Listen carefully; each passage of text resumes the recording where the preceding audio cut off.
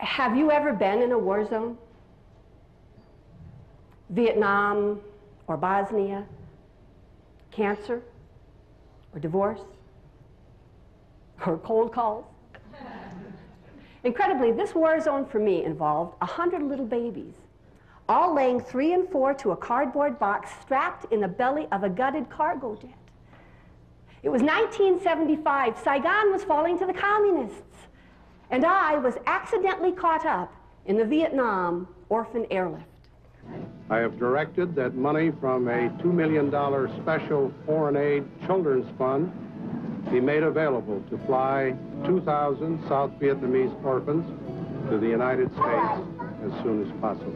You know, some people say, oh, LeAnn, you were so brave to have done that. And I like to think that bravery played a part, but the truth is, naivete and faith played even more.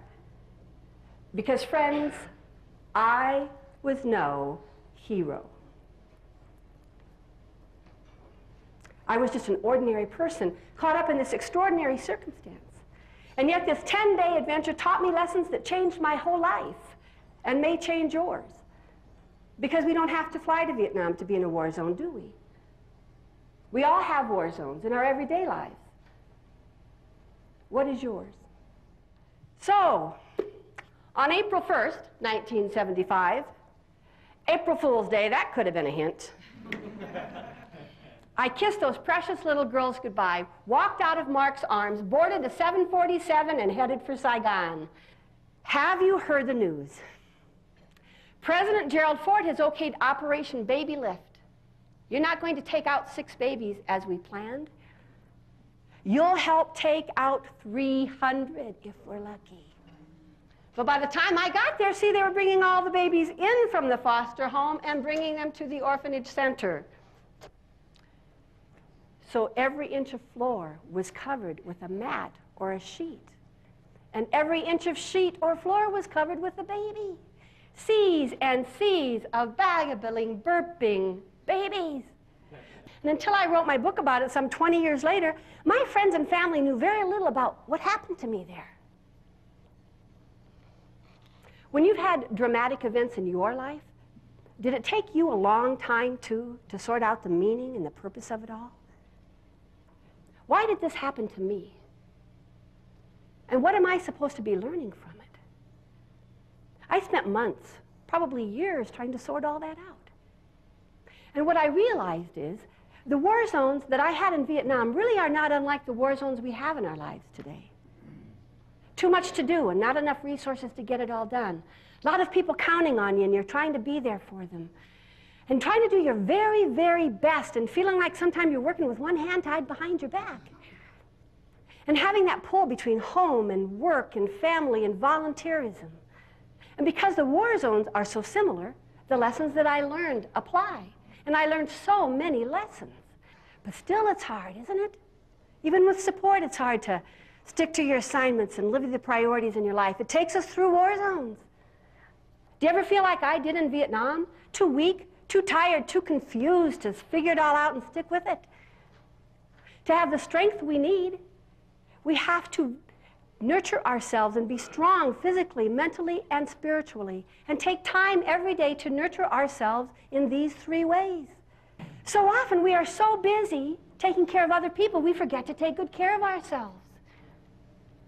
We treat ourselves in ways that we would never treat anybody else. Can you imagine saying to somebody you love, you can't have anything to eat today? No, sir, we were just too busy. Well, maybe around 2:30 I'll throw you some junk food or something from the vending machine. We would never do that to somebody we love, but how often do we do that to ourselves? We know how to eat right. We've got volumes of books on it. But we don't nurture ourselves physically like we should every day by eating right. Or sleeping. How often do you hear yourself say, oh, I can get by on this many hours, or I survive on this much sleep? Is that what we've come to? Simply surviving and getting by? And exercise, that's an easy one for me to ignore. If you're like me, isn't it hard to carve out another chunk of time for exercise every day? We don't have time to eat and sleep. How are we going to find time to exercise? And the second part of our lives we have to balance is our mental selves. Now, I know this audience, and I know you do not need to be reminded to stay mentally active. Instead, I think you might need encouragement to allow time every day for mental rest and relaxation. And one of the best ways you can do that really is with that slow, deep, easy breathing. My second favorite mental balance tool is positive thinking. I am a big believer in the power of positive thinking. The third part of our lives we have to keep in balance is our spiritual selves. We must count on and trust in the God we believe directs and guides our life. Polls show that 98% of Americans today believe in a God. So I'm going to assume that this audience represents that same ratio. That being the case, we have to take time every day, even if it's as little as 15 minutes, to be in touch with the higher power we believe in, to get that sense of direction, to listen to that deep inner voice, which I believe is our truth. How are you going to balance your life physically, mentally, and spiritually every day? Because when our lives are in balance, we're in a place to make better decisions in our lives. And that's the second lesson I'd like to share with you today is how do we make decisions in our life? Too often, I think, from a place of stress and chaos. To make good decisions, we have to make them from a place of peace. The third and final lesson I'm going to leave you with is one you know really well. And that is, you don't have to fly to Vietnam to make a difference in the world. But you know that every day with what you do, with all of your speaking and your training. And you don't just touch businesses, you touch lives. And I know how it feels someday to wonder, is what I'm doing really making a difference? The need is so overwhelming. And what I do is so small. Does it matter enough? Is it worth all of this? Every effort makes a difference. My daughter came home from college with an ancient Creole proverb proving that point. No effort is too small. It says, even one cockroach's urine helps make the river rise. You've worked on committee with some people with that philosophy, haven't you? I prefer a more poetic way of making that same point. And this was from a sign above a doorway in Vietnam where an American plastic surgeon set up a clinic for those children that were burned and disfigured by the war. And the sign above the doorway read, "It's better to light a single candle than to curse the darkness." And that's what you do every day with all that you do.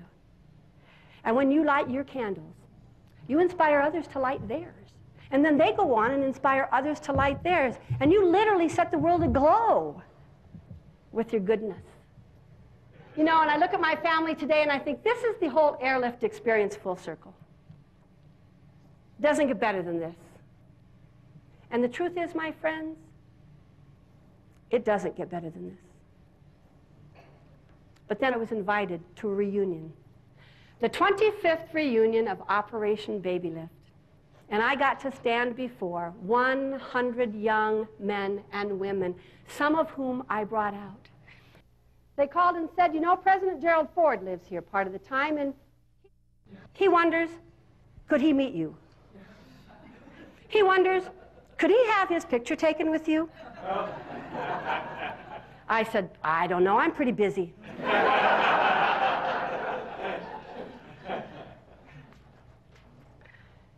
And I'm so privileged to have had a 30-minute private audience with President Gerald Ford. And I'm humbled to think that I could say anything that would touch a former president. But I said, sir, have you considered the happiness and the goodness that your courageous decision of Operation Baby Lift brought? And he admitted he hadn't. He was on to the next crisis. So I gave him a copy of my book. I gave him that photo of all those kids gathered at the reunion, and I gave him a picture of Mitch. And I said, this photo of my son represents 1/3,000th of the goodness and joy you brought. Because of you, 3,000 children were saved. And I think, boy, it doesn't get better than this. And all this, my friends, from buying a dozen cupcakes and making those right but not easy decisions. And I know sometimes that you wonder whether you're making enough of a difference, and I have to admit, you'll probably never be in a third world country and brush dust off and see your own handwriting on a box, Or you may not see directly the results of your efforts as much as I have. But don't be mistaken. The difference you're making is just as great. When you balance your life, physically, mentally, and spiritually every day, when you make those right, but not always easy decisions, your life will go from the ordinary to the extraordinary. Because you, my friends, my colleagues, you are the heroes. And I applaud you. Thank you.